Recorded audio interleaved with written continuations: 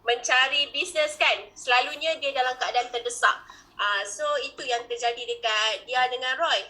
Masa tu kita orang lagi 2 bulan nak kahwin, dan kita orang masa tu kumpul duit kahwin, walaupun tak besar pun nak buat belanja kahwin tu, memang biasa-biasa je. Package dia 15,000 je sebenarnya belah dia. Package biasa je. Tapi tahu tak, dia dengan Roy kumpul duit kahwin sampai 3 tahun. 3 tahun tak cukup-cukup. Untuk kumpul 15,000 je.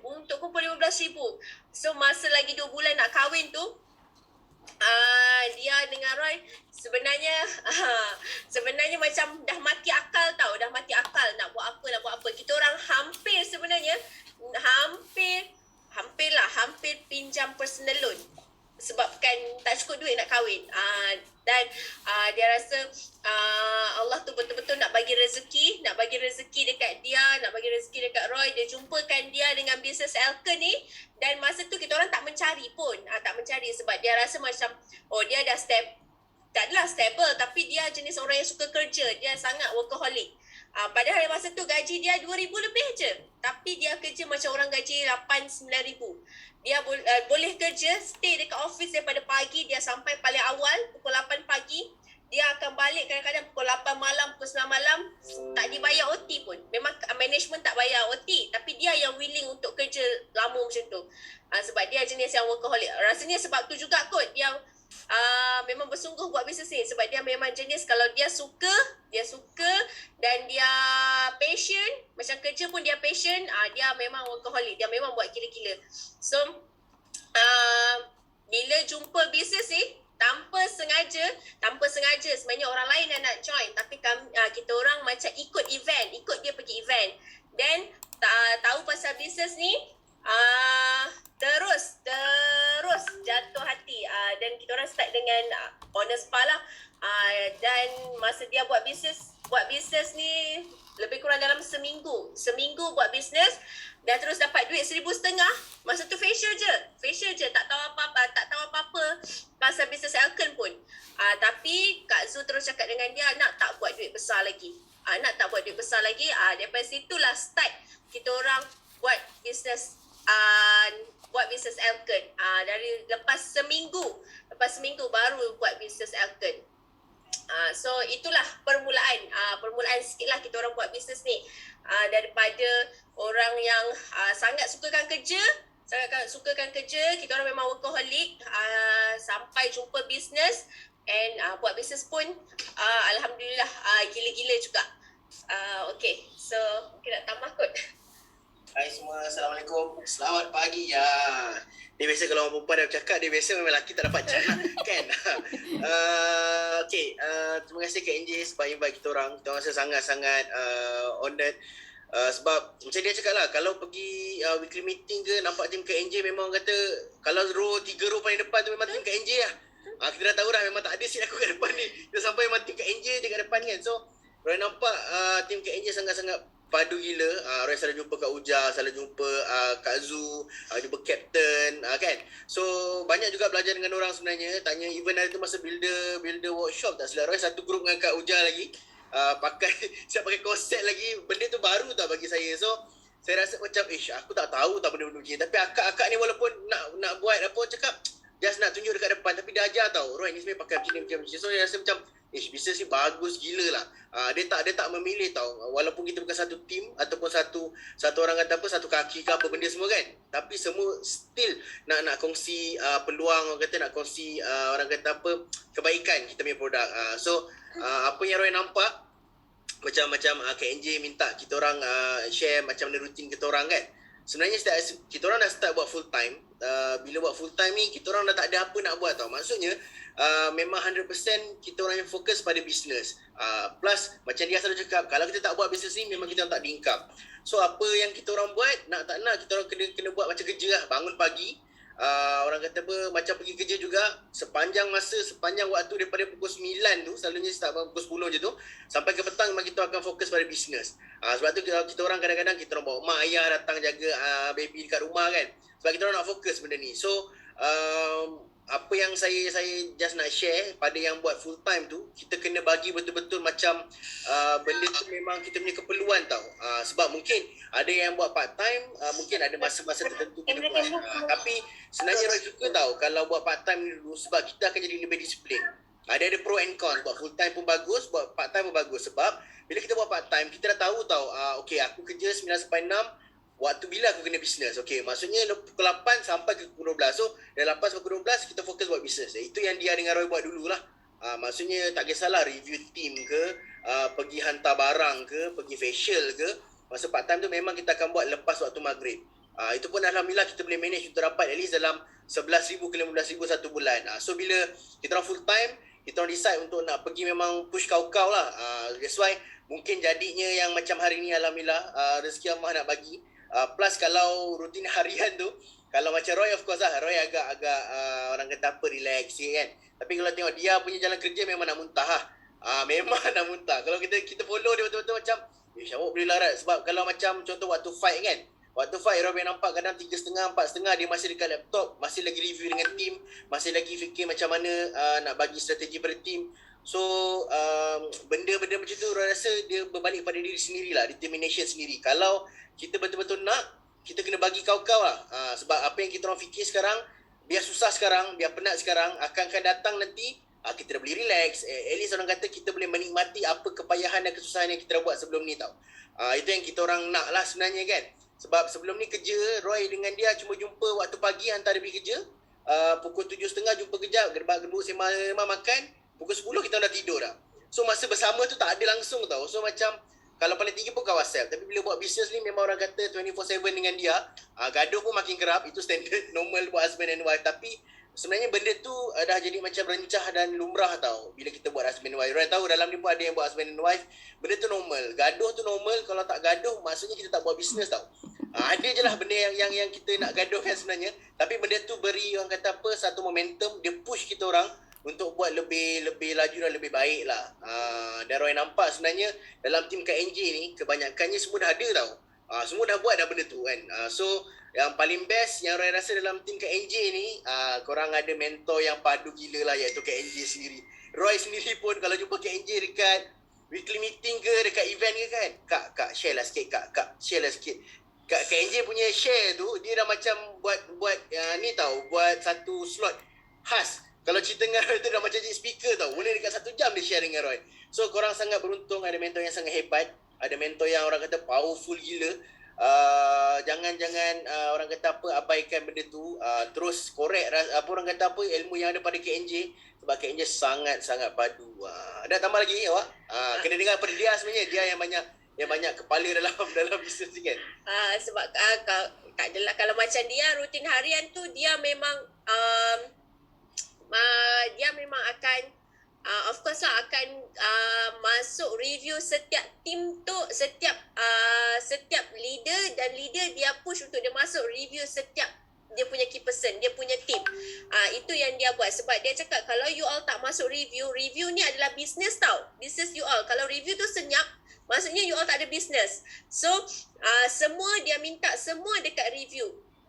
And dia memang macam Roy cakap, dia memang determine lah untuk buat bisnes ni. Kadang-kadang dia duduk dekat duduk buat bisnes ni lebih daripada 12 jam, 16 jam.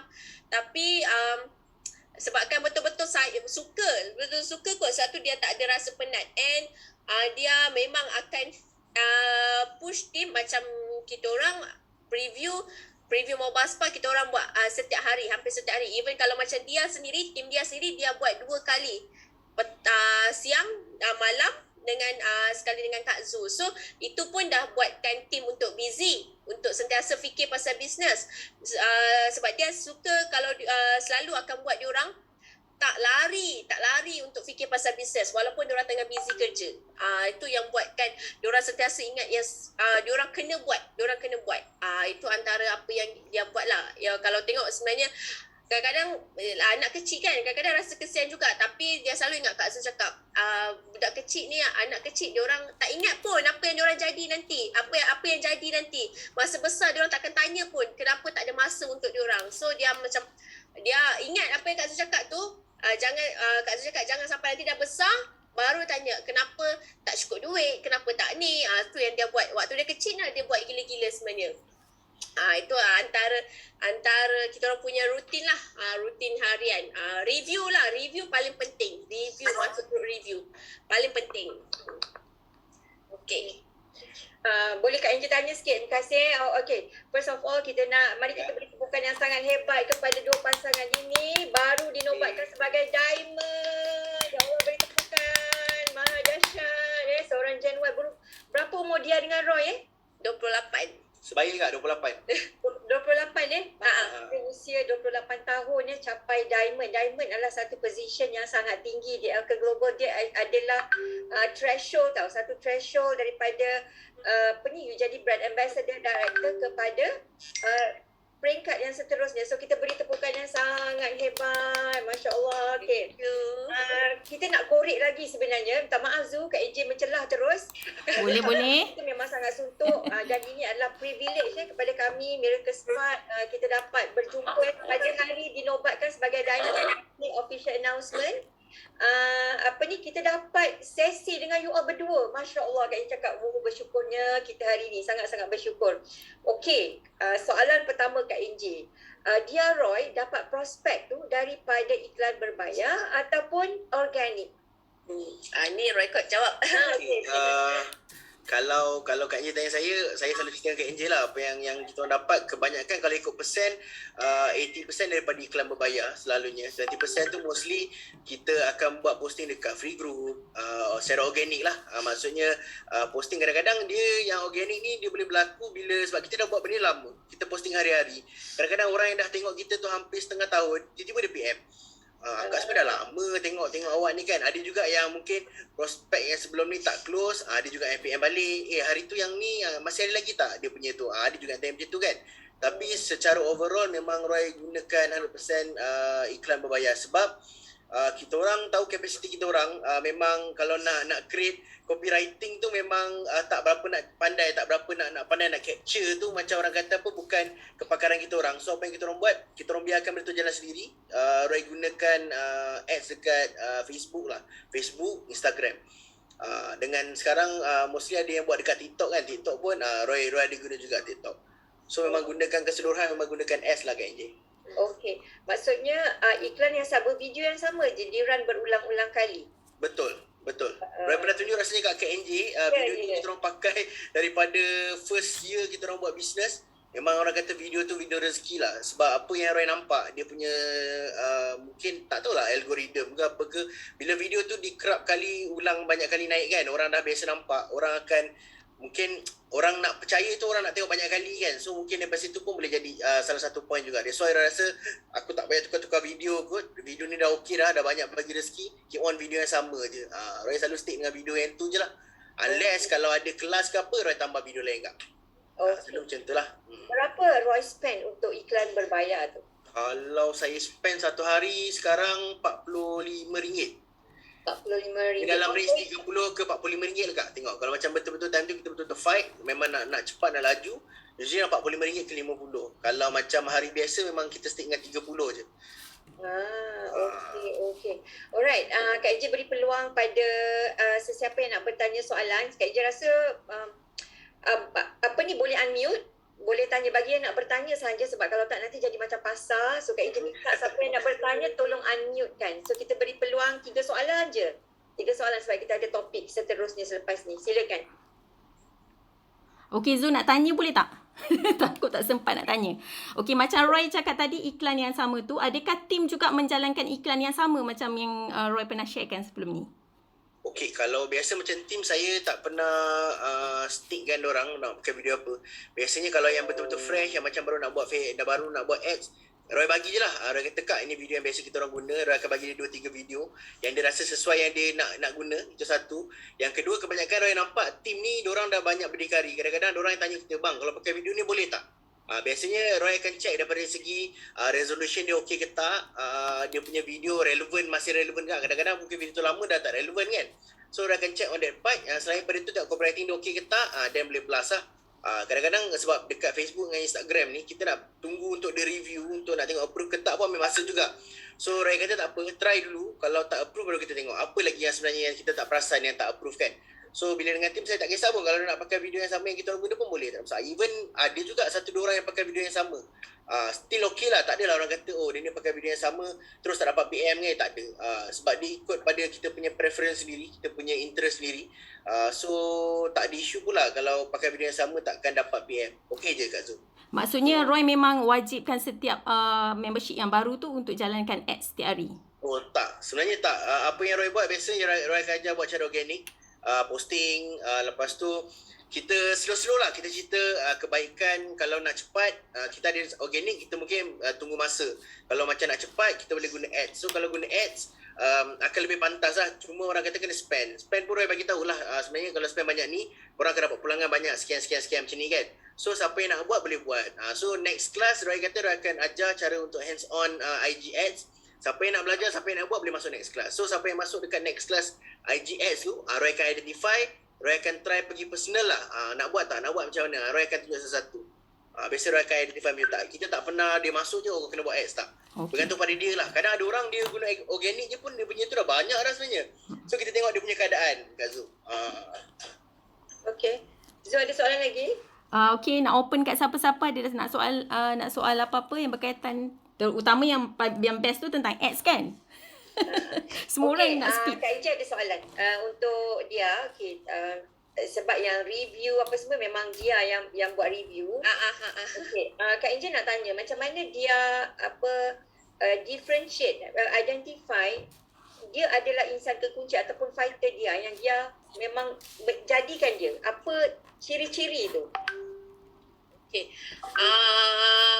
First dia benda ni pun sebenarnya dia masih belajar lagi tu macam mana nak dapat insan kekunci yang betul. Tapi dia selalu nampak contoh kalau dia memang akan terus masa contoh ni kalau masa kita share atau ajar dia first time macam dia ajar facial kan, dan dia akan terus okay. Macam dia bila dia ajar facial dia terus cerita pasal income trainer, income Elkin. So bila kita cerita, kita tengok siapa yang bertindak, siapa yang nak, siapa yang start buat. So daripada situ kalau orang tu terus buat, dia terus pegang dia lah. Dia terus pegang dia dan dia terus review secara personal dengan dia. Dan kita akan cerita details apa yang dia akan dapat dekat sini. Free holiday, income dari segi macam mana, ERP punya income, ERPI punya income. So dia start dengan masa first class tu, dia dah start cerita pasal income. And kalau diorang buat, diorang akan cakap dengan dia, dia ada ni seorang ni akan nak bawa dia pergi kelas. Ada ni seorang ni saya dah start share, dah start posting. Dia akan tengok first daripada posting dulu, buat ke tak. Then kalau dia dah buat, maksudnya dia nak buat lah tu. Dia nak betul-betul buat. So daripada situ dia akan review diorang. Bila dah review pun kita bagi lagi, kita tengok lagi. Orang ni dia betul-betul nak tak ataupun first time je. So dia proses. Kalau macam dia ambil proses juga, tapi dia tak adalah macam kalau dah buat sekali lepas tu tak buat, bila nak buat balik kita tak ada. Bila orang nak buat je dia terus akan ni. And paling penting orang yang pegang, orang yang bersistem, orang yang pegang pada sistem, orang yang kalau macam leader lah, key person, orang yang sentiasa amalkan 3S. Sebab dia sendiri dia memang tak sentiasa daripada dulu 3S tu sangat penting.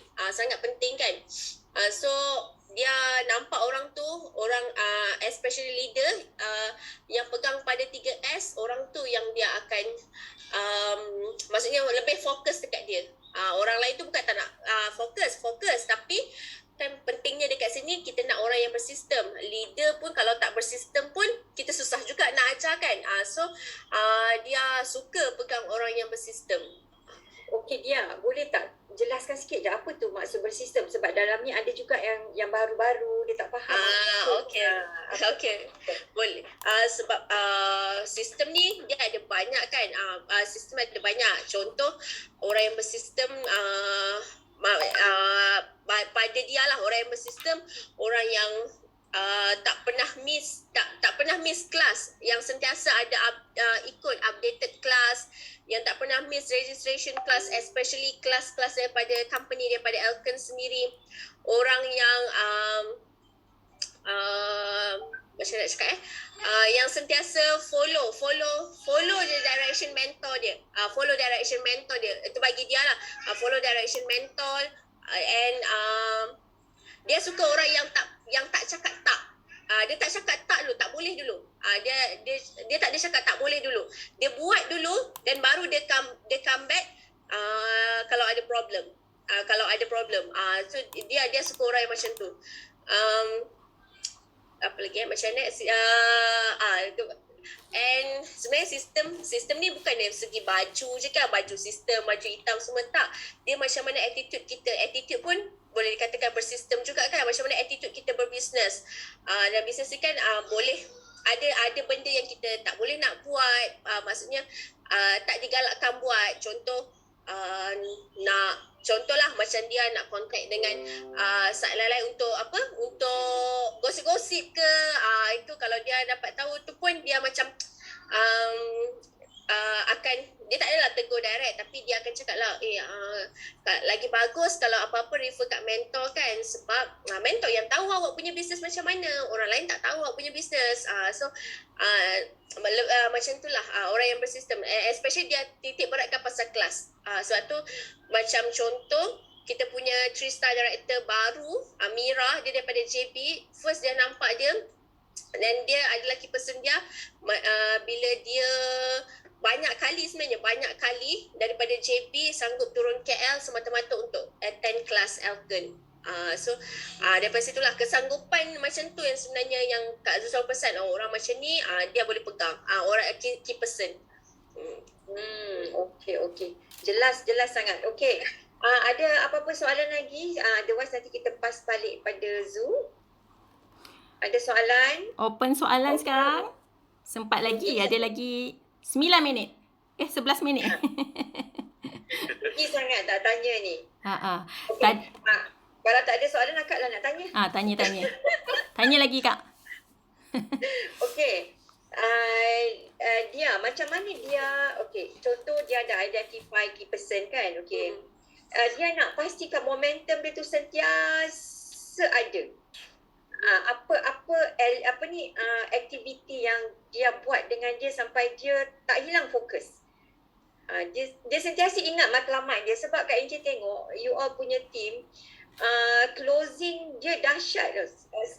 Sebab sampai lahirkan 3-star director, 2-star director, ramai director kan. Jadi apa yang dia terapkan tu dekat pemikiran diorang, apa aktiviti dengan diorang tu sampai diorang ni tak terlepas daripada landasan dan matlamat yang jelas. Okey. Kalau tu selalunya dia akan setkan target diorang every PC ataupun setiap bulan. Contoh macam dia start momentum ni, dia yang dia notice lah, team punya momentum start daripada bulan 6 hari tu yang Alia first dapat hampir 20,000 kan. Tu sebenarnya seminggu sebelum masuk bulan 6 tu dia dah kumpulkan diorang dan dia set target. Sebab set target untuk yang siapa yang nak buat tu untuk fight dapat income 20,000. So setiap bulan ada target-target. Contoh macam bulan ni dia nak lahirkan diorang semua untuk achieve tiket Itali, sebab ada yang dah tinggal 45 point je lagi. So nak achieve full first tiket Itali. So setiap bulan dia memang letak target apa yang diorang kena achieve. Contoh kalau 20,000, diorang bekerja ke arah income 20,000 lah. Kalau achieve tiket, settle first tiket, bekerja ke arah settle first tiket. Kalau macam bulan lepas, dia memang fight untuk settle untuk beberapa orang naik rank. So dia akan daripada kalau naik rank PC 18, PC 17 tu dia dah start momentum untuk make sure yang diorang dapat naik rank. So yang dia buat, dia kerapkan, dia memang orang yang jenis kerapkan meeting. Kadang-kadang kalau Kak Zu dah buat meeting pun, diorang yang tanya dia, Kak dia tak ada ke meeting after meeting nak discuss, nak plan ni. So diorang pun dah terbiasa. So boleh dikatakan setiap minggu ada 2-3 kali akan meeting coaching dengan tim-tim yang nak buat income. So yang dia selalu apply ialah set target awal bulan. Apa yang diorang kena achieve. Setiap bulan lain-lain achieve. Diorang kena achieve lain-lain target. Okey. Zoom meeting tu yang sehari 2 kali tu, adakah recorded video ataupun memang live? Live. Memang live session. Berapa minit dia sesi tu? Lebih kurang dalam sejam setengah termasuk closing. Sejam setengah termasuk closing. Maksudnya closing tu dia orang kena submit the form lah. Lepas habis dia buat settle closing diorang, diorang akan follow up pula untuk settle. Okay. The speaker tu memang dia seorang lah ataupun ada sharer juga? Ada sharer. Berapa orang sharer dia? Selalunya kalau petang macam kurang sikit, tapi dia still akan buat. So kalau petang mungkin dalam 2 orang sharer. Kalau malam sebab kita gabungkan dengan Kak Zu punya semua tim Kak Zu. So mungkin ramai sikit lah, dalam 4 orang macam tu. Okay. Sebelah malam start pukul berapa? Selalu kita start pukul 9. 9 malam, habis dalam pukul berapa? 10.30. 10.30. Kalau siang tu dalam pukul berapa? Kita start pukul 2. Pukul 2 petang. Dalam 1 jam lah? 1 jam. 1 jam setengah. Okay, alright. So, Alhamdulillah dapat idea dah. Terima kasih banyak-banyak. Okay, kepada Dia Roy, jom kita beri tepukan pada Dia Roy atas jawapan. Thank you. Terima kasih sangat. Okey, saya paskan kepada Zu. Jangan tinggal dulu Dia Roy. Nanti dulu saya rasa mungkin kita nak ambil gambar bersama semua, Ibu. Betul? Boleh. Nak tangkap gambar dulu ke? Okey, jom kita tangkap gambar. Sekejap ya. Alright, sekejap je buat full screen. Okay, smile everybody. 1, 2, 3. Pose. 1, 2, 3. Pose. Kejap Kak Ejen nak buat speaker spotlight sekejap Okay. Buat. Aku tutup pula muka Roy, okay. Okay, 1, 2, 3. Pose. Okay. Zu, kat pos pada Zu untuk sebelum nak lepaskan dia orang, apa Zu nak say thank you ke whatever? Ya Allah, sebenarnya kalau nak gali banyak sangat nak kena gali ni. Tapi sebab masa mencemburui, so saya nak ucapkan terima kasih yang amat sangat. Ada banyak juga tips yang boleh kita orang kumpul untuk dibawalah ke dalam grup juga kan. Jadi terima kasih, lain kali boleh jemput lagi. Mungkin akan bawa lagi antara contoh sampel-sampel lain juga. Terima kasih. Sama. Thank you. Bye. Bye. Bye-bye. Baiklah, kita akan terus kepada topik yang kita sedang tunggu-tunggu ni, iaitu topik kita nak belajar Zoom lah. Okey, saya nak panggil kita